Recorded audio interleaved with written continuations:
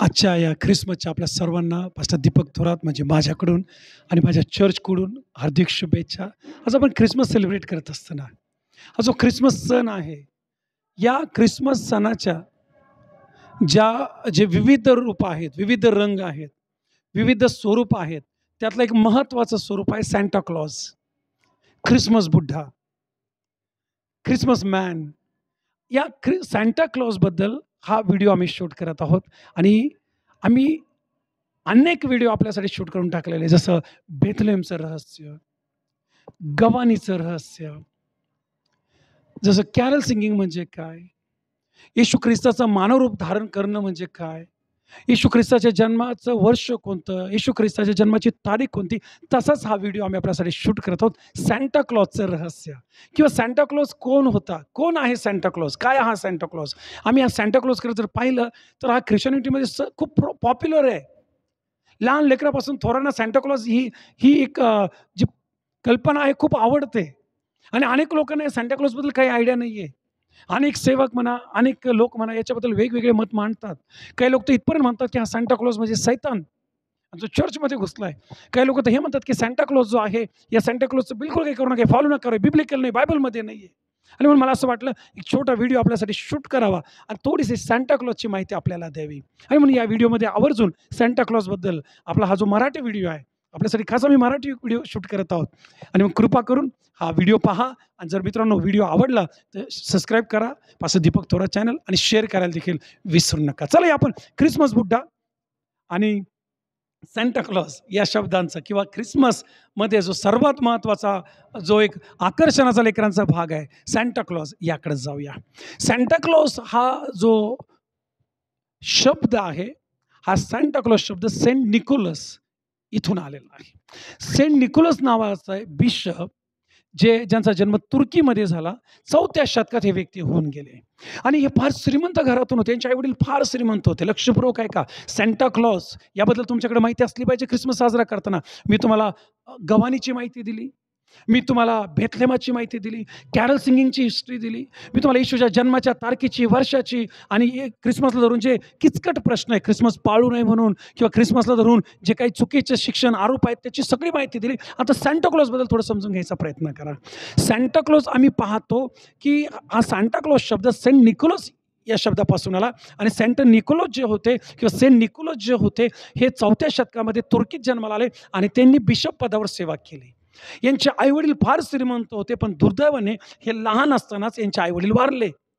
Santa Claus नावाने जे प्रसिद्ध झालेले सेंट निकोलस हे फार दयाळू आणि दयावान होते.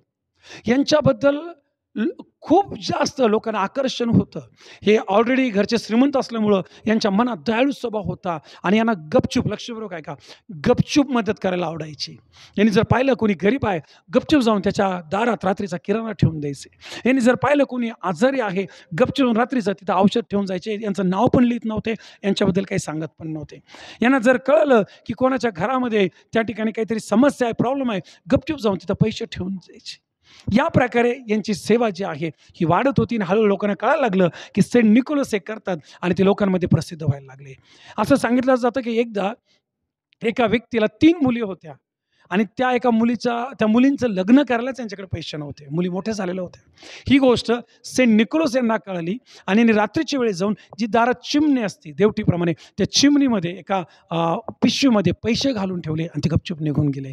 सकाळी ज्यावेळेस या व्यक्तीने पाहिलं की त्यामध्ये पैसे आहे, ते पैसे घेऊन यांनी पुढे आपल्या मुलींचं लग्न केलं. आणि म्हणूनच ख्रिसमसमध्ये पहा, युरोप कंट्रीजमध्ये किंवा अनेक ठिकाणी दाराच्या बाहेर सॉक्स लावून ठेवतात.